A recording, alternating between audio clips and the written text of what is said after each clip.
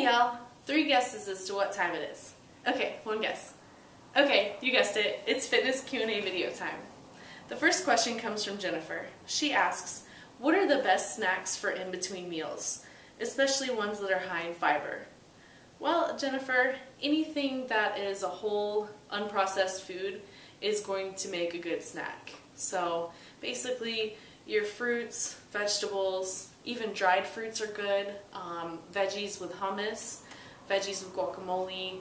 You can do, like a light corn or wheat tortilla with a tablespoon of peanut butter, that type of thing. So you really can eat just about anything as a snack. Even Greek yogurt mixed with fruit is good, or you can take Greek yogurt and mix it with like hot sauce or something. And I'm talking about the plain Greek yogurt, not the flavored ones. And you can make a really good dip for veggies. So that way you get your protein, you get your fiber, and you don't consume a lot of calories.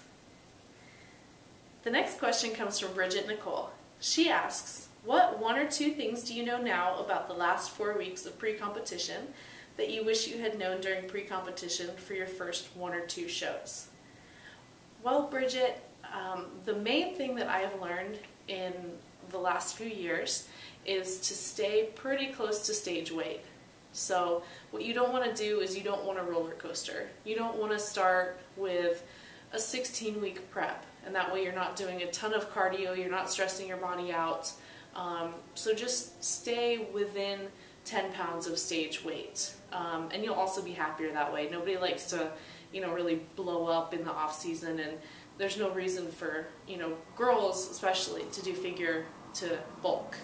So hopefully that helps. I know it helped me. Okay, the next question comes from Stacy. She asks, for a person that's already lost 57 pounds and looking to lose another 62 to 80 pounds, what are your biggest tips and tricks to reaching goals, and how to go about training specifically for competitions after large weight loss? Well, Stacy, first off, I want to say congratulations. That is awesome. And whatever you're doing, keep doing it because you're on the right track. That being said, if your long-term goal is to do a competition, I would suggest setting weekly and monthly goals, taking progress pictures, and and maybe 6 months, a year from now, start looking at a show, a small show, to start at. And between taking progress pictures and these small goals, little by little you will reach that goal and you will reach the stage. So that's how I would go about doing that. But again, keep up the great work. The next question comes from Tina. She asks, I currently run and I did my first half marathon yesterday. I would like to start sprinting, but I'm not sure what my training plan would look like. Do you have any suggestions? Well, Tina, if you're currently running distance, it all depends on how much running you're doing. The last thing you want to do is run miles and miles and miles and then log in volume on the track. So that being said, I would suggest maybe adding 1 day a week of doing either a sled, prowler workout, stadiums where you're sprinting, or even just short distance sprints where you're running anywhere between 50 to 100 meters, 5 to 10 times, but pretty much all out. And make sure you're giving yourself enough rest and recovery. So, ideally you want to add in like a sled or a stadium workout where you're sprinting up the stairs and you're walking down. The sled doesn't have the eccentric force on your joints, so you're not going to get as sore, so you can incorporate explosive movements without pounding on your legs anymore than you already are doing with distance. So that's what I would suggest for that. So I hope that helps. The next question comes from Brittany. She asks, your theory on cheat meal versus cheat day versus occasional cheating when you feel like treating yourself. Well, Brittany, I think that women can get away with a cheat meal a week, or a treat meal as I like to call it.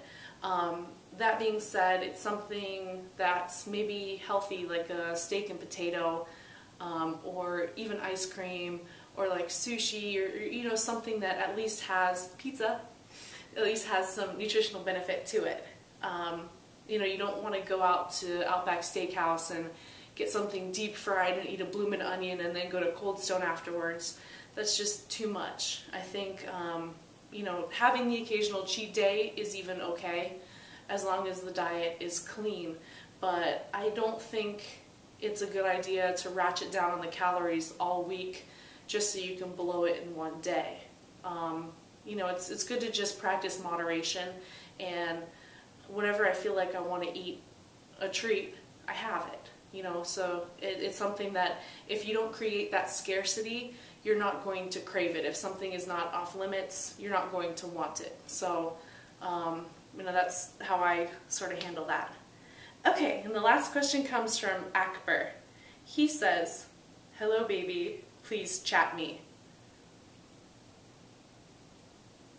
Cool, so I'll see him in the chat room. Until next week, train hard, y'all.